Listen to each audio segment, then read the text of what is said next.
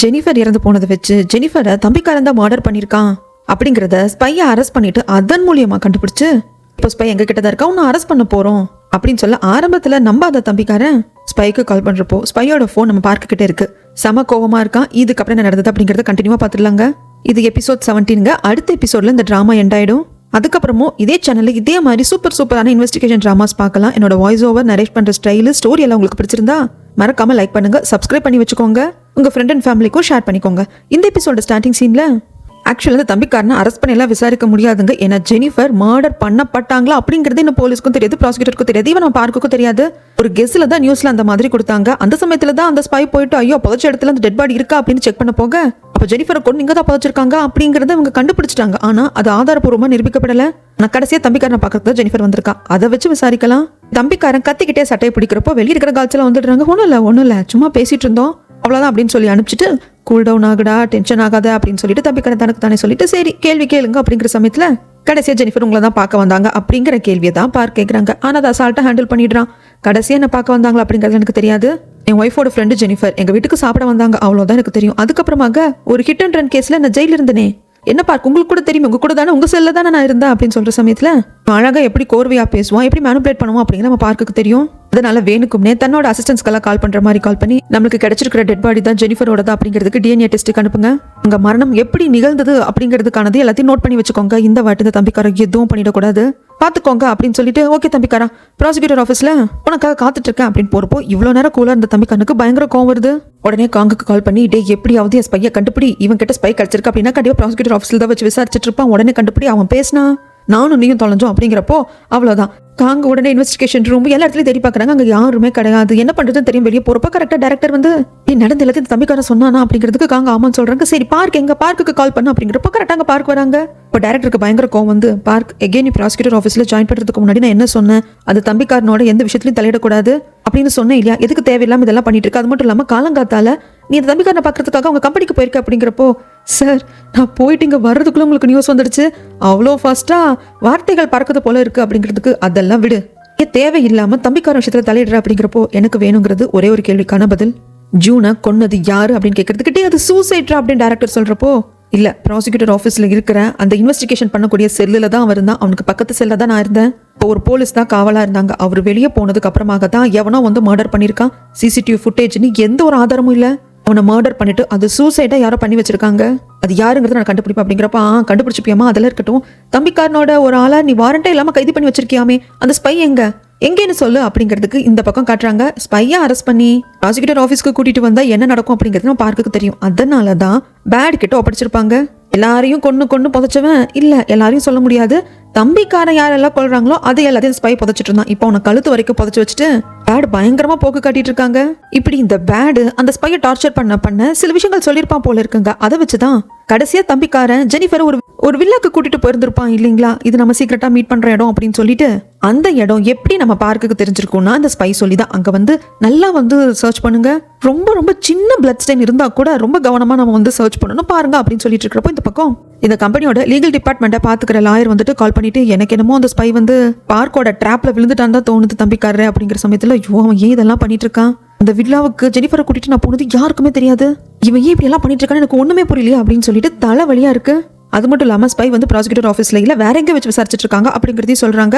ஆனா இவங்க ஒண்ணு மறந்துட்டாங்க, ஜெனிஃபரை இந்த வில்லாக கூட்டிட்டு வந்தது தம்பிக்காரனுக்கும் அந்த ஸ்பைக்கும் மட்டும் இல்லைங்க, அந்த டிரைவர் இப்போ நம்ம தம்பிக்காரனுக்கு செக்ரட்டரியா மாறி இருக்காங்க இல்லையா, அவங்களுக்கும் தெரியும் அப்படிங்கறது இவங்க மறந்துட்டாங்க.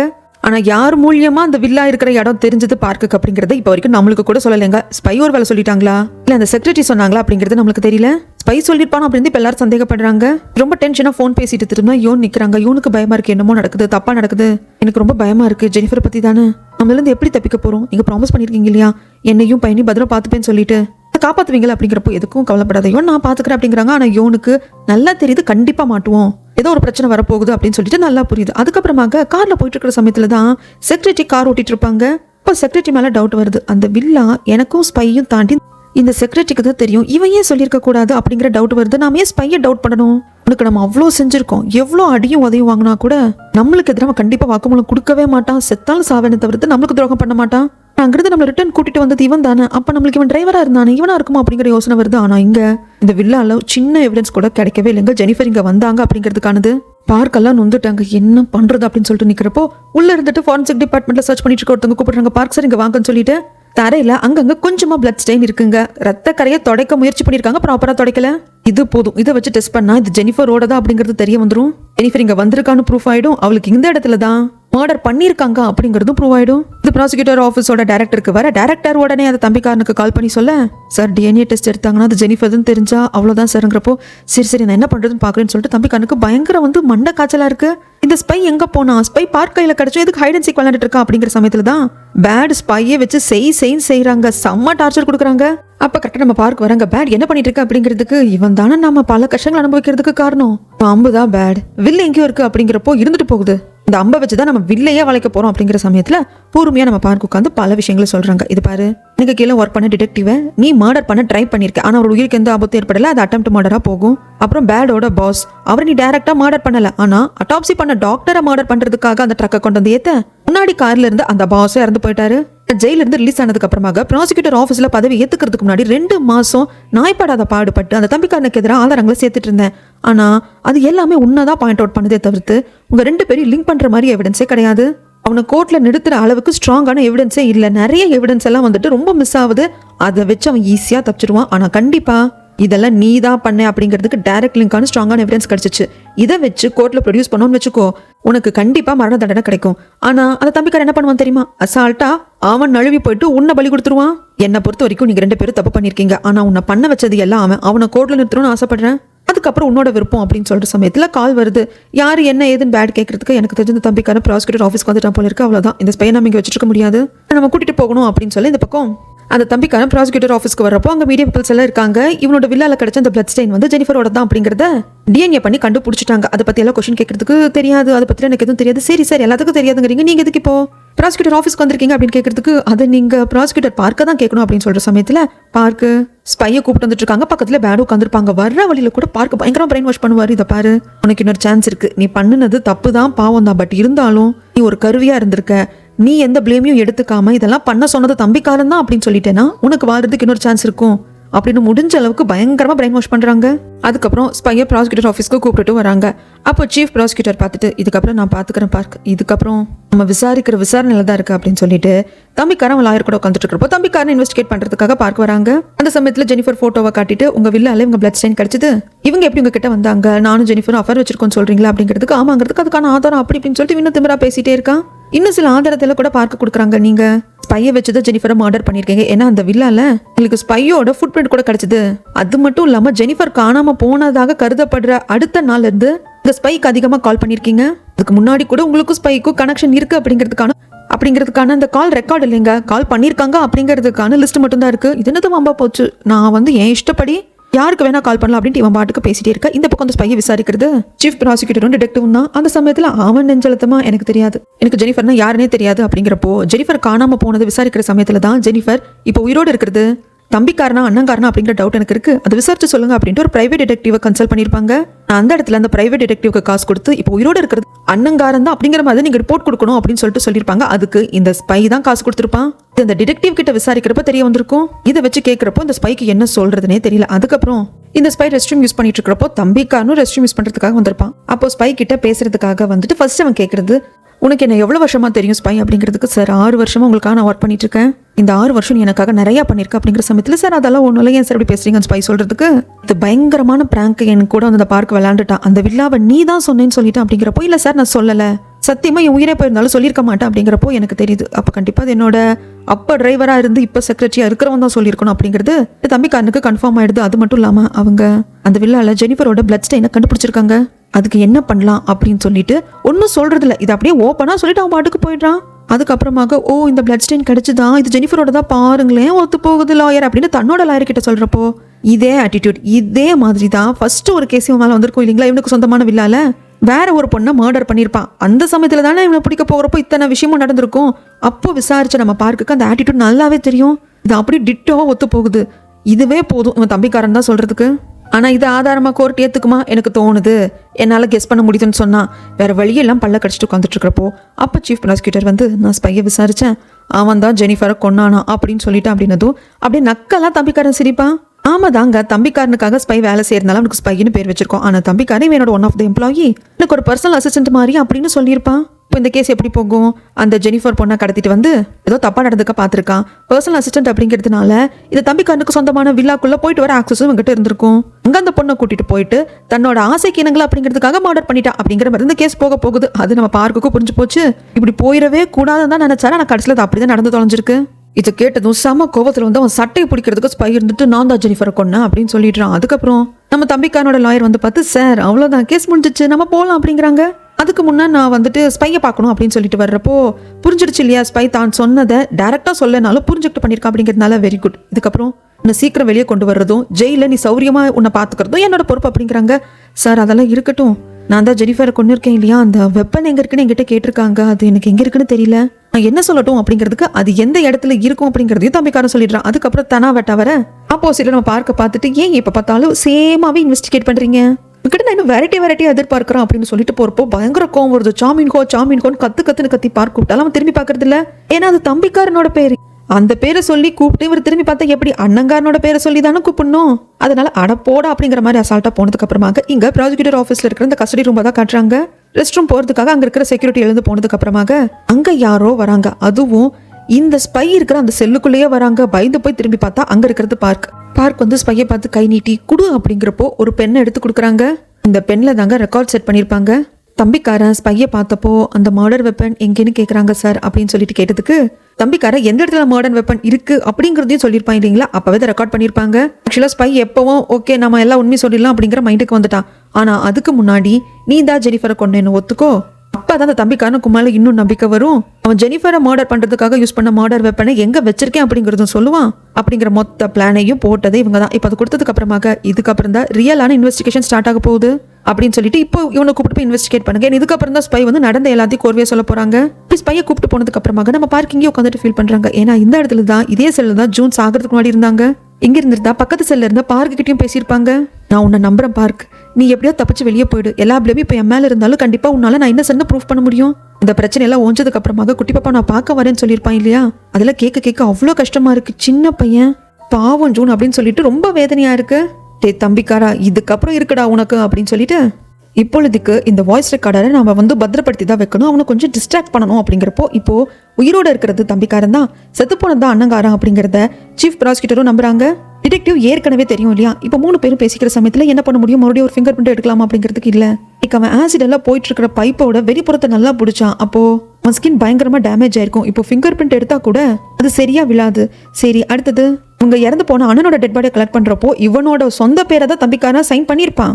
ஆனா அந்த டாக்குமெண்ட்டும் இப்போ இல்ல. இதுல குழப்பமான விஷயம் என்னன்னா கிட்டத்தட்ட அண்ணனுக்கும் தம்பிக்கும் கையெழுத்து ரொம்ப சிமிலரா இருக்கும். இதெல்லாம் வச்சு நாம அவனை லாக் பண்ண முடியாது. அப்ப என்னதான் பண்றது பார்க் அப்படின்னு சீஃப் கேட்கறதுக்கு உங்க அண்ணனை கொன்னதுக்காக அவனை கோர்ட்டு கூப்பிட்டு போக போறேன் அப்படிங்கிறாங்க. அது எப்படி பாசிபிள் அப்படிங்கிறப்போ இவன் தான் தம்பிக்காரன் அப்படின்னு ப்ரூஃப் பண்றதுக்கான ஒரே ஒரு சாட்சியம் என்கிட்ட இருக்கு அப்படின்னு சொல்ல அது யாரு என்ன அப்படிங்கிறத பார்க்கும் தெளிவா சொல்லல, நம்மளுக்கும் காட்டலைங்க. அதுக்கப்புறம் ஆஃபீஸ்க்கு வர்றான் தம்பிக்காரன். அந்த சமயத்துல தன்னை யாரோ சாமின்கோன் கூப்பிடுற மாதிரியே இருக்கு. யாரடா இது நம்ம இந்த இடத்துல திடீர்னு சாமின்கோன் கூப்பிடுதுன்னு திரும்பி பார்த்தா அங்க யாரும் இல்ல.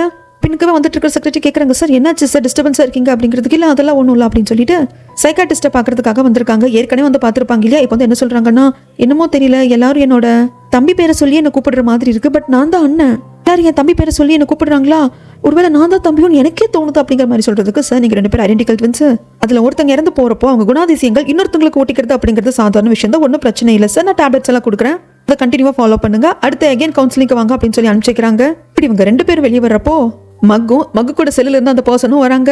டேய் நீ எதுக்கு இந்த லேடி டாக்டரை பார்க்க வந்த, உனக்கு இந்த லேடி டாக்டர் பிடிச்சிருக்கா அப்படிங்கிறதுக்கு டேய் தள்ளுங்கடா அப்படின்னு சொல்லிட்டு தம்பிக்காரன் போயிட்டான். இவங்க எதுக்கு வந்திருப்பாங்கன்னா மக்குக்கு இந்த டாக்டரை பிடிச்சிருக்கும். ஜெயில இருக்கிறது எல்லாம் ஆம்பளைங்க லேடி டாக்டரை பார்த்ததும் வழிஞ்சாருன்னு தான் நாம நினைச்சோம். ஆனா உண்மையிலேயே இந்த டாக்டர் மேலே இவருக்கு ஒரு ஃபீலிங்ஸ் இருக்கு. ப்ரப்போஸ் பண்றதுக்கு தான் வந்திருப்பாங்க. ஆரம்பத்துல என்னடா இது கோமாளித்தனமா இருக்குன்னு நினைச்ச டாக்டர் கடைசியில அடடே இந்த கோமாளித்தனம் கூட நல்லா இருக்கு அப்படின்னு சிரிக்க ஆரம்பிச்சிடுறாங்க. அதுக்கப்புறம் இந்த செக்ரட்டரி இந்த மாதிரி சைக்காட்டிஸ்ட்டை போய் பார்க்கறதுக்காக தம்பிக்காரன் போயிருந்தேன், நானும் கூட போயிருந்தேன் அப்படின்னு சொல்லிட்டு ஃபோன் பண்ணி நம்ம பார்க்குக்கு அப்டேட் கொடுக்குறாங்க. ஓகே என்ன எது நான் பார்க்குறேன்னு சொல்லிட்டு பார்க் வந்து ஃபோன் கால் கட் பண்ணிடுறாங்க. அதுக்கப்புறம் இந்த செக்ரட்டரி வெளியே வரப்போ அங்கே தம்பிக்காரன் வெயிட் பண்ணிட்டு இருக்கான்.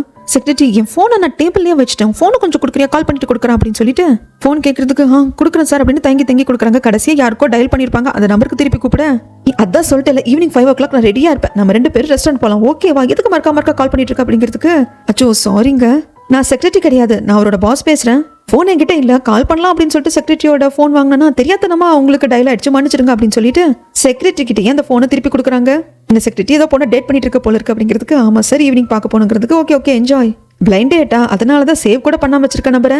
இல்ல சார் இது அந்த பொண்ணோட நம்பர் இல்ல, அந்த பொண்ணு ஒரு ஹாஸ்டல்ல தங்கி ஒர்க் பண்ணிட்டு இருக்கா, அந்த ஹாஸ்டலோட லேண்ட்லைன் நம்பர் சார் இது, அதனால தான் சார் சேவ் பண்ணல அப்படிங்கிறதுக்கு ஓகே ஓகே என்ஜாய் அப்படின்னு சொல்லிடுறாங்க.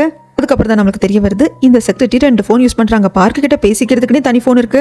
அடுத்த தம்பிக்காரன் கேட்டதும் தன்னோட பர்சனல் ஃபோன் எடுத்து கொடுத்துருப்பாங்க. இப்படி இவங்க பிளான் ஒரு பக்கம் பக்காவா போயிட்டு இருக்கு. இந்த பக்கம் மினி வேற ஒரு கேஸை ஹேண்டில் பண்றதுக்காக கிளம்புறாங்க. அந்த சமயத்துல ஆண்டி வந்துட்டு உன்னால முடியுமா அப்படின்னு கேட்கறதுக்கு ஆண்டி என்னால முடியும், என் அம்மாவை என் அப்பா மர்டர் பண்ணல, அதுக்கு நான் தான் சாட்சி, அப்ப நான் சின்ன பிள்ளை அப்படிங்கிறதுனால கோர்ட்ல என்னோட சாட்சியத்தை ஏத்துக்கல, இன்னசென்டான என் அம்மாவை மர்டர் பண்ணிட்டாங்க அப்படிங்கிறதுக்கான குற்றத்துக்கு மரண தண்டனை அனுபவிச்சு இறந்து போயிட்டாரு. ஆனா இப்ப அதே மாதிரி இன்னசென்டா இருக்கிற ஒருத்தர் அவரோட கடைசி கொஞ்ச காலமாவது நிம்மதியா வாழ்றதுக்கான வேலையை நான் பார்க்க போறேன், எனக்கு ஒரு ஆத்ம திருப்தியை கொடுக்குது அப்படிங்கிறப்போ ஆண்டிக்கும் புரியுது. சரி போயிட்டு வாமா நினைச்சுக்கிறாங்க. ஜெயில இருக்காரு இல்லைங்களா அந்த வயசான பெரியவர், அவரோட ஒய்ஃப் தான் இவங்க. அவங்கள பார்க்க தான் வந்திருக்காங்க. இந்த கேஸை பத்தி எல்லாத்தையும் சொல்லி எனக்கு நல்லா தெரியும் மேடம், நான் உங்களை பிளேம் பண்றதுக்கெல்லாம் வரல, அந்த பெரியவரே ஒரு குற்றத்தை ஏத்துக்கிட்டாரு, அதனாலதான் இவர் இப்போ ஜெயிலையும் இருக்காரு, இந்த கேஸை நான் ரீஅப்பீல் பண்றேன் அப்படின்னு சொன்னப்போ கூட என்கிட்ட வேண்டான்னு சொன்னாரு. நல்லா யோசிச்சு பாருங்க, அவரும் டிசர்விங்கான பர்சன் தானே, வெளி உலகத்தை பாக்குறதுக்கும் கொஞ்சம் சுதந்திரமா வாழ்றதுக்கும், செய்யாத தப்புக்காகவும் தன் குடும்பத்துக்காகவும் ஒரு தண்டனை அனுபவிச்சுட்டு இருக்காரு. இங்க புரிச்சுக்கோங்க அப்படிங்கிறதுக்கு ஃபர்ஸ்ட் இந்த அம்மானால ஏத்துக்க முடியல அப்படின்னா இவங்க தான் குற்றம் பண்ணதாகவும் ஒத்துக்கிறாங்க. But at the same time இவங்க குழந்தைங்களுக்கு அது தெரியாது, எல்லாம் மைண்டுக்குள்ள ரொம்ப டிஸ்டர்ப் பண்ணுதா. அப்ப அப்படியே ஜெயில காமிச்சா இப்ப இந்த செல்லுல 2 பேர் தான் இருக்காங்க. ஒருத்தர் பெரியவர், பக்கத்துல இன்னொரு கைதி. அந்த கைதி சொல்றாரு, இந்த செல்லுக்குள்ள இருக்கிற நாங்க எல்லாரும் ஏதோ ஒரு வகையில தப்பு பண்ணிட்டு வந்தோம், சின்ன சின்ன பெட்டி கேஸுக்காக கூட நாங்க உள்ள வந்திருக்கோம், ஆனா நீங்க மட்டும்தான் எந்த தப்பும் பண்ணாம சாக்ரிஃபைஸ் பண்ணிட்டு தண்டனை அனுபவிக்கிறீங்க.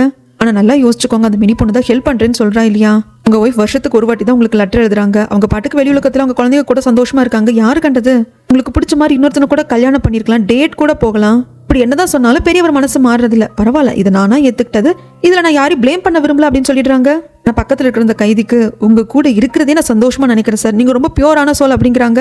அதுக்கப்புறம் இங்க கிண்டர் கார்டன் தான் காட்டுறாங்க. குட்டி பாப்பா கூப்பிட்டு போகிறதுக்காக பாட்டிமா வந்திருப்பாங்களா. அந்த சமயத்துல பாப்பாவை பார்க்கலான்னு காங்க வந்திருப்பாங்க. தள்ளி நின்று பார்த்துட்டு அப்படியே போலாம் அப்படிங்கிறப்போ காங்க அடையாளம் கண்டுக்கிட்டு குட்டி பாப்பா வந்து ஏன் அங்கிள் என்ன பாக்குறதுக்கே வர்றது இல்ல, அவங்கள ரொம்ப மிஸ் பண்ண அப்படின்னு சொல்லிட்டு ஹக் பண்ணிக்கிறாங்க.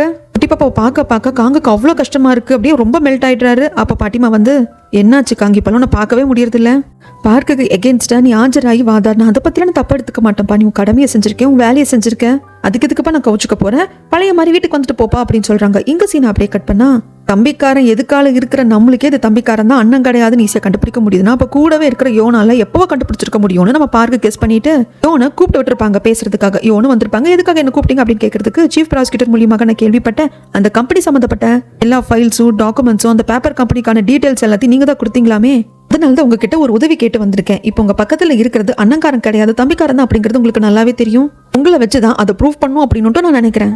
அது மட்டும் இல்லாம கோர்ட்டுக்கு கூட்டிட்டு போகிறப்பவே அவன் தம்பிக்காரன் தான், அவன் பேரு சாய் மின்ஹோ தான், தன் அண்ணனை கொன்னவனே இவன் தான் அப்படின்னு தான் கூட்டிட்டு போகணும் ஆஜர்படுத்தணும்னு நினைக்கிறேன், அதுக்கு நீங்க தான் ஹெல்ப் பண்ணும் அப்படின்னு கேட்கறதுக்கு என்ன பேசிட்டு இருக்கீங்க எனக்கு ஒன்றும் புரியல அப்படிங்கிறதுக்கு மேடம் உங்களுக்கு எல்லாம் தெரியும் நல்லா தெரியும், எட்ட நின்று பாக்குற என்னாலே பல விஷயங்களை கிளியரா பார்க்க முடியுது, அது மட்டும் இல்லாம அந்த தம்பிக்காரனோட பயாலஜிக்கல் பையன் தான் உங்க பையன், இது எல்லாத்தையும் நான் ரொம்ப ஈஸியாவே கெஸ் பண்ணேன், நான் கெஸ் பண்ணது உண்மைதானா அப்படிங்கறது தம்பிக்காரன் வச்சு நான் கண்டும் பிடிச்சிட்டேன்.